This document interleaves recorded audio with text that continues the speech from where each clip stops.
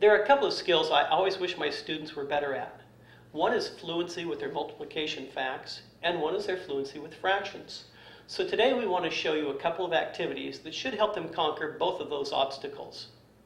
To begin with, I give my students a 12 by 12 blank multiplication table, and I'm going to show them how to fill it in using some tricks that they're probably not aware of. So I ask them, of all the multiplication facts, which are the ones that most people know really well? And my students tell me, most people know their ones and twos. So I say, well then let's fill in just our ones and our twos. And they can do that pretty quickly.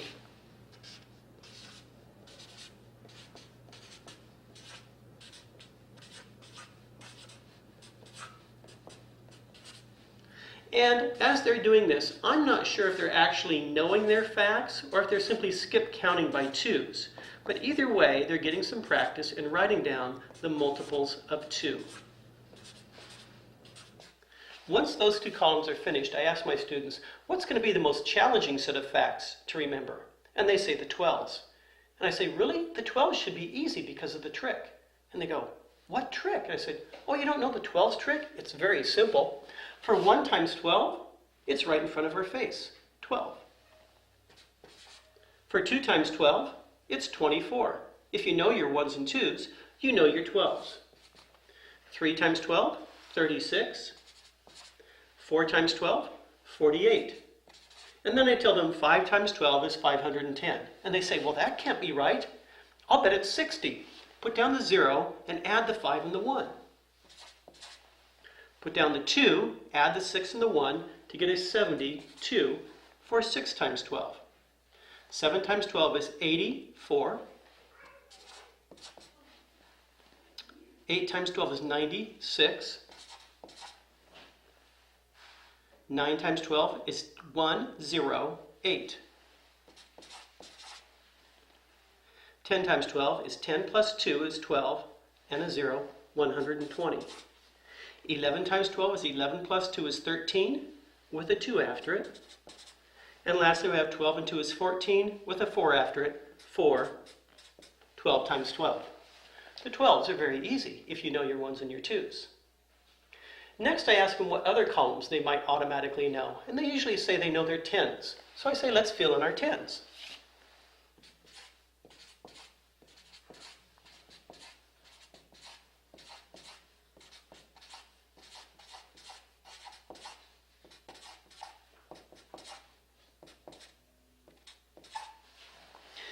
And many students tell me they know their 5s. So I say, well then fill in your 5s. And again, they might be skip counting, but at least they're getting some practice.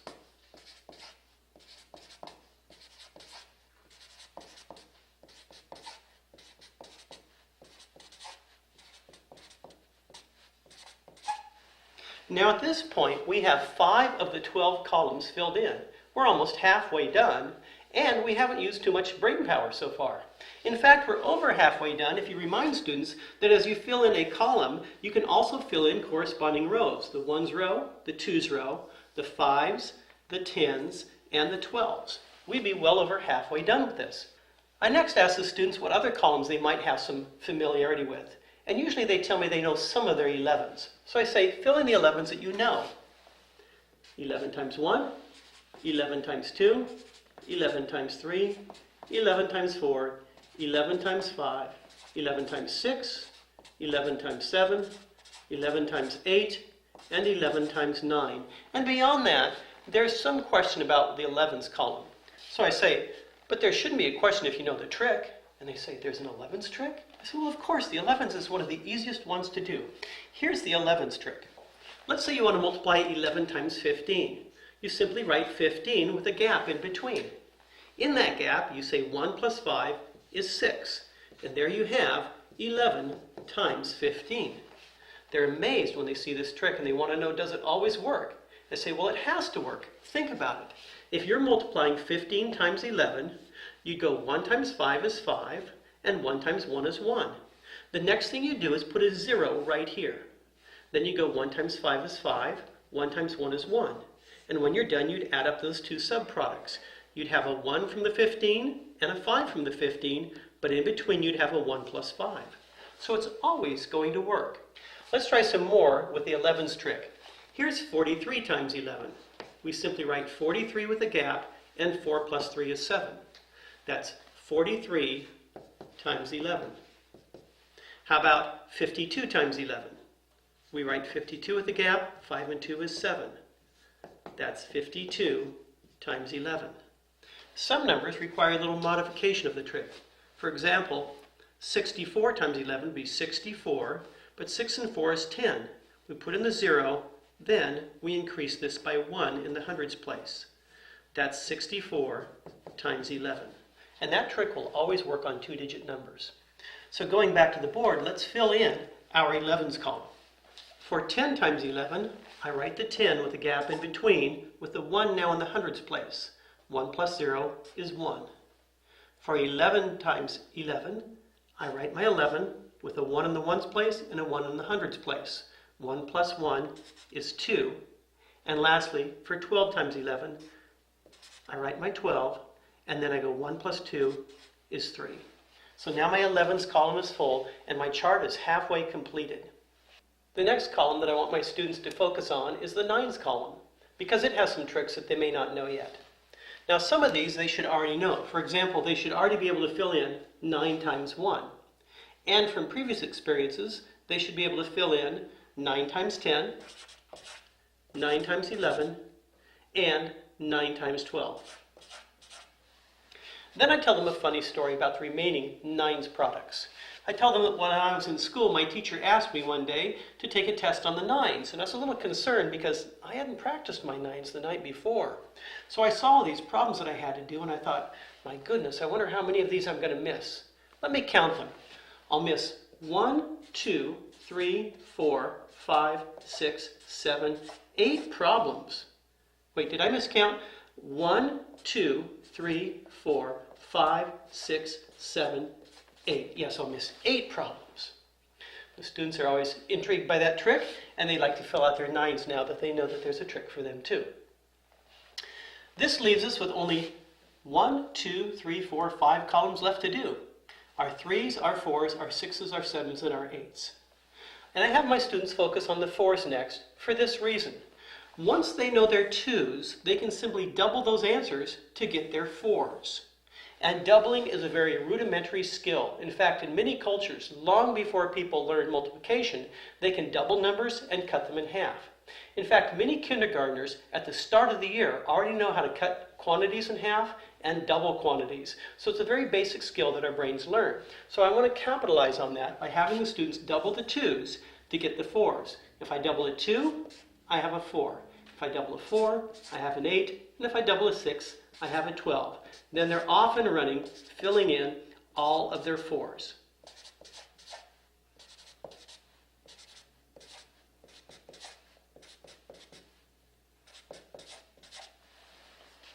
I can use this same skill now to create my 8s. If I simply double the 4s, I'll have the 8s. So let's do that. If I double a 4, I get an 8. If I double an 8, I get a 16. And even if students do not yet know their multiplication facts, they will get practice in doubling numbers, which is also a good skill.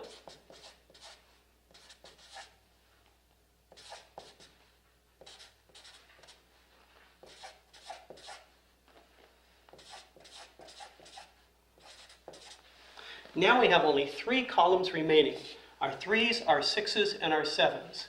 And we can fill in the 3s by adding together the 1s and the 2s, because 3 is the sum of 1 plus 2. So 1 and 2 makes 3, 2 and 4 makes 6, 3 and 6 makes 9, and 4 and 8 makes 12. And now we can fill in all of our 3s columns.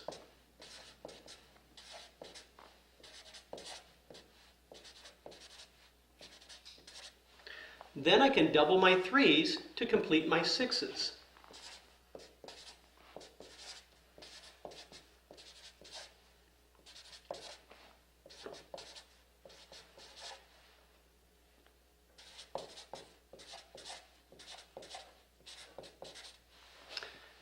I want to talk about another 6s trick, because as we get into some of these facts, such as 6 times 8, these become problematic for students.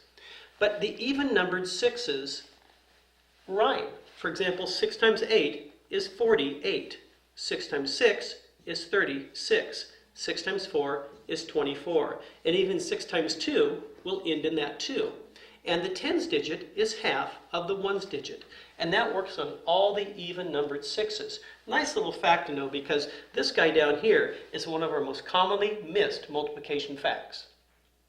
As you can see, our students now only have one column out of the 12 to still fill in.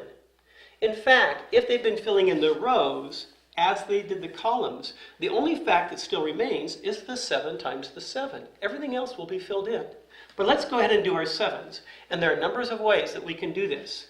7 is the sum of 1 plus 6, so I could add the 1 and the 6 columns to get the 7s column. But I could also add the 2s and the 5s to get my 7s answer, or the 3s and the 4s. For example, 3 plus 4 is 7, 6 and 8 is 14, and 9 and 12 is 21. So as students do this, a couple of things are going to happen. They're going to start to memorize some of these facts because they'll do it on a regular basis. But also they'll get practice in addition. 12 and 16 is 28. And they'll get practice in skip counting. Another thing you might want to do on the 7, since this is one of the more difficult columns to fill in, is have the students remember that this number is always exactly in between. That is, it's the average of those two numbers. Halfway in between 12 and 16 is 14. Halfway between 30 and 40 is 35. But there's another 7s trick I'd like to show you on one of the most commonly missed multiplication facts. Here we have 7 times 8, which is a real problem for many students. But watch what happens if we write the 7 times 8 and we put the equal sign over here with the product. We now have 4 consecutive digits, 5, 6, 7, 8. That's a little mnemonic that should help students remember that 7 times 8 is 56, or 56 equals 7 times 8. Now we have a completed multiplication chart, and at this time I want students to observe some other patterns that show up. I want them to look at the diagonals. For example, let's take this 48 here. It then goes 55, 60, 63, 64.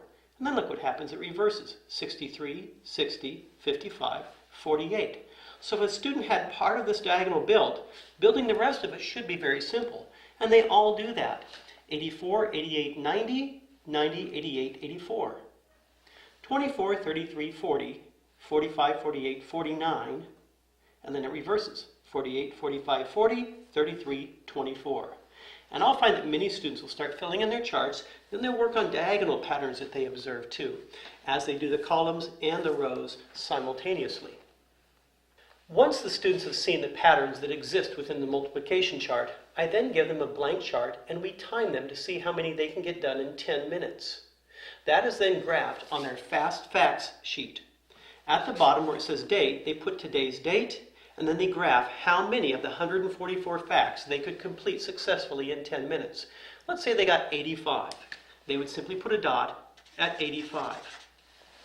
The next day when they came in, they'd get a new blank multiplication chart, and again, they would write the date, and in 10 minutes they'd time themselves and find out that maybe they can get 95 now. And this continues over a period of a few days, and by about the end of a week or two, many of my students have found that they are very successful and can get all 144 facts in 10 minutes. And this chart allows them to see their growth, to actually monitor that they are learning, and that encourages them to learn even more. Once they have mastered being able to get all 144 facts in 10 minutes, they will then start graphing their results on the back of the chart. Here again, they write the date, and they write how many minutes it takes them to get all 144. Maybe the first day that they're graphing on the back, it takes them 9.5 minutes. But the next day, they're down to 9 minutes. And then maybe down to 8 minutes and 15 seconds, and so on. And I found that some of my students can actually fill out their entire multiplication chart in under 3 minutes when we practice this on a daily basis. Then we pull back and practice it about 3 days a week, and then move to about 2 days a week, and eventually we can go to 1 day a week just to get ourselves in shape.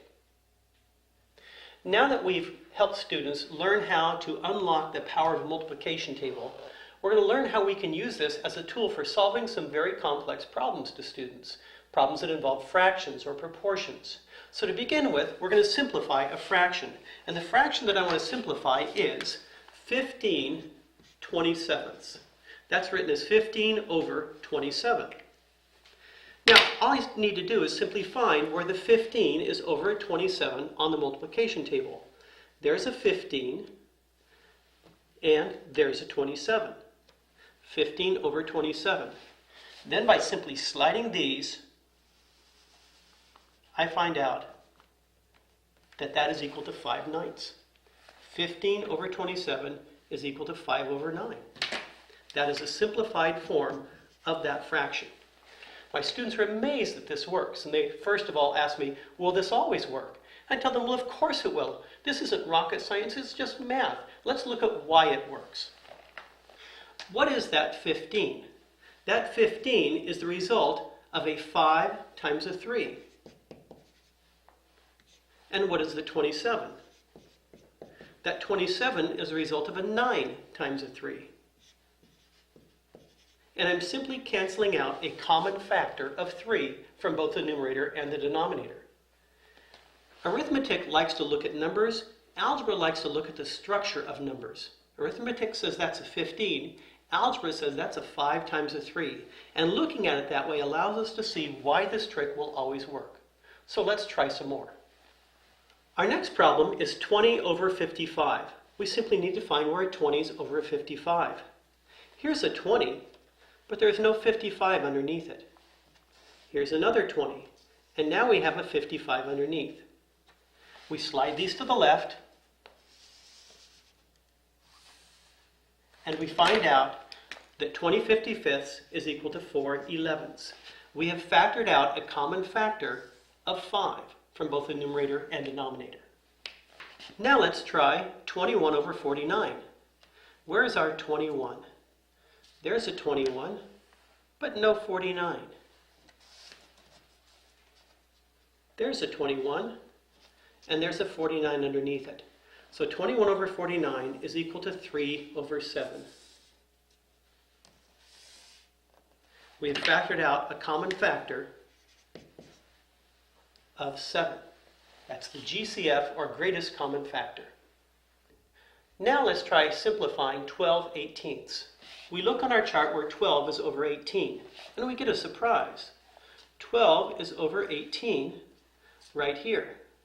But that simplifies to 6/9, which is not in lowest form. But 12 is also over 18 right here. And that simplifies to 4/6, which is still not in lowest form. But wait, 12 is also over 18 right here. And that simplifies to 2/3. And that's the lowest form of that fraction. So how do we decide when a fraction shows up in multiple locations, which one we ought to use? Well, it's actually very simple. We simply choose the column furthest to the right. Because here, if we simplify 12 18ths, we've factored out a 2, which is a common factor of 12 and 18.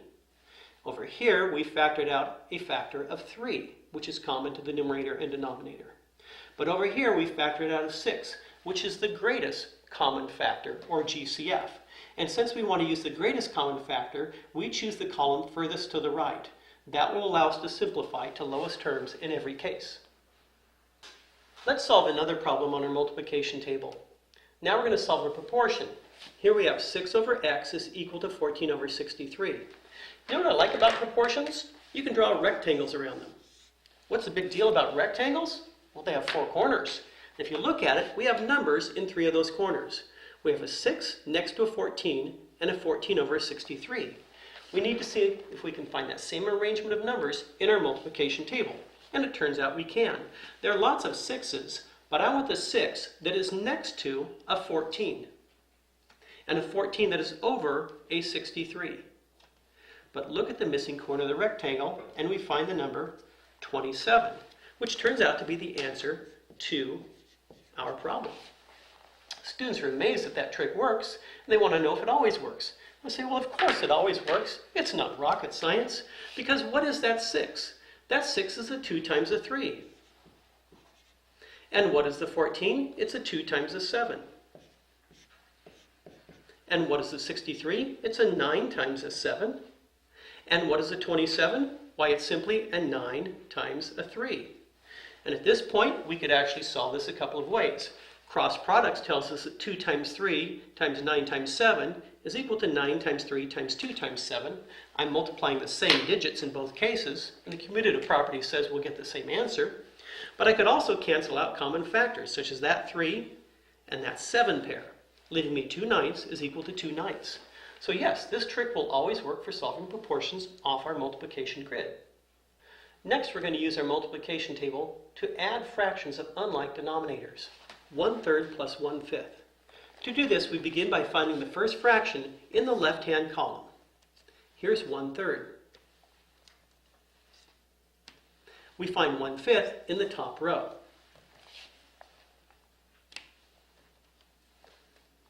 Then we simply find the product of the denominators, which is 15. Then we find the product of this denominator and this numerator, which is 5. We find the product of this denominator and this numerator, which is 3. Then I simply do this.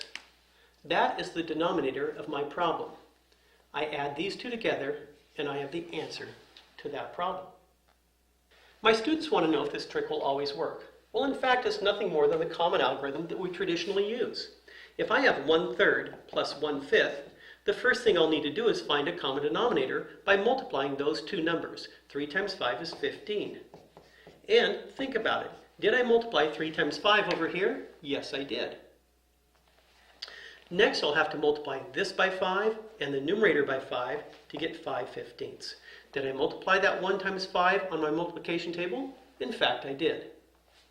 I'll multiply 5 times 3 to get 15 and 1 times 3 to get 3. Did I multiply 1 times 3 over here? Yes, I did. Then I would simply copy the denominator and add the numerators to get 8/15. So it's the same process, it's just laid out differently, and it works very nicely for my manipulative and my kinesthetic and my visual learners. You could also do subtraction on this. For 1/3 minus 1/5, all you would simply do is go 5 minus 3 is 2, 2/15. Now that students are used to using their multiplication table to solve problems, let's simplify this for them by reducing the size of the multiplication table. We really don't need a full table to add two fractions. What we need is this 2x2 grid, which I call a fraction lattice. Have your students make a copy of this, drawing a diagonal line here and an addition sign there. We're going to use this to solve the problem 3/5 plus 2/9. Write the first fraction on the left side of the lattice, 3/5, and write 2/9 on the top. Then you simply fill in the grid as if it were a multiplication chart. 3 times 9 is 27. 5 times 2 is 10. And 5 times 9 is 45. And I write the 45 below the diagonal. Then I simply go 27 plus 10 is 37. And there's my answer, 37 over 45. Here we have 1/7 plus 3/4. The first fraction goes on the left, second fraction goes on top. 1 times 4 is 4. 3 times 7, 21, and 7 times 4, 28. Lastly, I go 4 plus 21 is 25, and my answer is 25/28. And now let's try one more. Here we have a problem, 1/2 plus 1/6. But watch what happens when I use a lattice to solve this. I put 1/2 here and 1/6 on top. Now traditionally, I would want to use a common denominator, an LCD, of 6. But when I use a lattice, I get 1 times 6 is 6, 1 times 2 is 2, but 2 times 6 is 12, and I get an answer of 6 plus 2, 8/12, which must then be simplified to 2/3. So some people say a lattice isn't a great method of problem solving for fractions because you do have to do more simplification of your answers. However, think about this in the traditional way. This would traditionally be 1/6 plus 3/6 if I used an LCD, which gives me 4/6, and that still needs to be simplified. So lattices do require more simplification, but they take the problem of adding fractions of unlike denominators and greatly simplify that. So I think about it this way. I have these two skills, adding unlike denominators and simplifying fractions. This skill has become a little more complex. This one is vastly simplified. So I see this as a net gain because adding fractions of unlike denominators is a more difficult skill for students than simplifying fractions. A while ago we added 3/5 and 2/9. Now let's look at their difference. Again, I take the first fraction and I place it on the left, 3/5.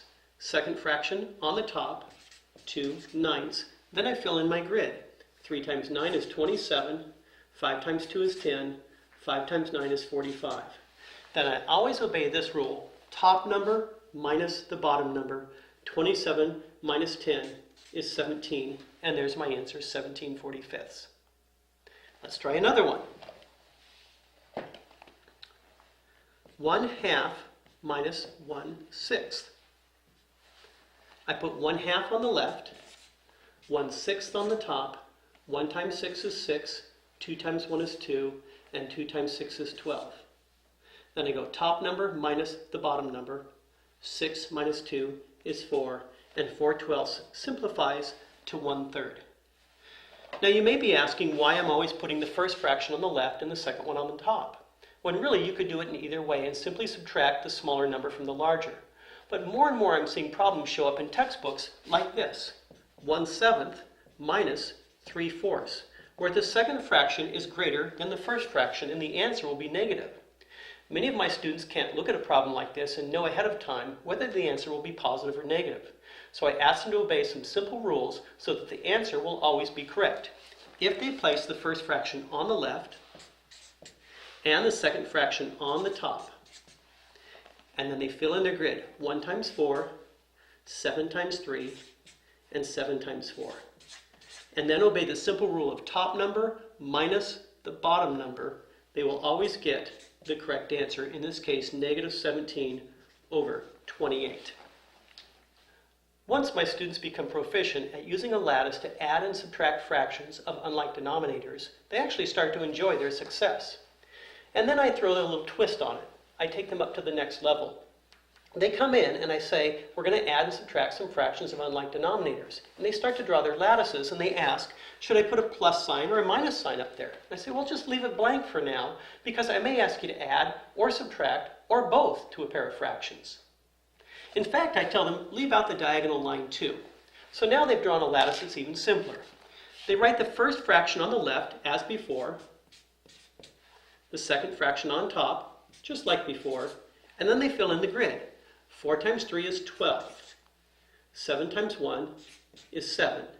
And 7 times 3 is 21, and they write the number in the entire box. To find the sum, they simply go 12 plus 7 is 19/21. And 12 minus 7 is 5/21. Now they've solved both the sum and the difference of these fractions by drawing only one grid. And it's a simpler grid than they drew before. Now let's try another problem. Let's find the sum and difference of 3/5 and 2/7. Again, we write the first fraction on the left and the second fraction on the top. But this time as we fill this in, let's do it in stages. Let's start with the lower right-hand corner where I get the product 35 from 5 times 7. This is the denominator to our two problems. Next, let's fill in our numerators. 3 times 7 is 21, and 5 times 2 is 10. The sum of those is 31/35, and the difference is 21 minus 10, or 11/35. But what if I wanted to find the product of 3/5 and 2/7, or the quotient of 3/5 and 2/7? Well, to do that, we simply need to fill in one more square. This empty square up here would show the product of 3 times 2 or 6, and 6/35 is the product, and 21/10, which simplifies to 2 1/10, is the quotient to those two fractions. So here we have all four fraction operations from a simple 2x2 grid. We're going to practice this new skill one more time. When my students see this, the only problem they have is remembering which diagonal gives the product and which one gives the quotient. So I have them draw the 2x2 grid from now on with a times sign on the left, a division sign on the right. I tell them, you learn multiplication, then you learn division. So put the multiplication sign first. This diagonal will give us our product, this one will give us our quotient. We're going to practice with the problem 2/5 and 3/11 to find the sum, the difference, the product, and the quotient. My students like to race with this, so they draw their grid, they draw the time sign, they draw the quotient, and they draw the problem. And when I say go, they then fill in these fractions like this. 2/5, 3/11. 5 times 11 is 55. That's the denominator here and here. Next they go 2 times 11 is 22. 5 times 3 is 15. The sum of those is 37. The difference of those is 7. Then they fill in the missing grid. 2 times 3 is 6 to get 6 over 55 for the product. And lastly, 22/15 or 1 7/15 for the quotient. 4 operations, 1 grid, easy as can be. Hope your students like it as much as mine did. Thank you. Brad and I would like to thank you again for joining us for our video series.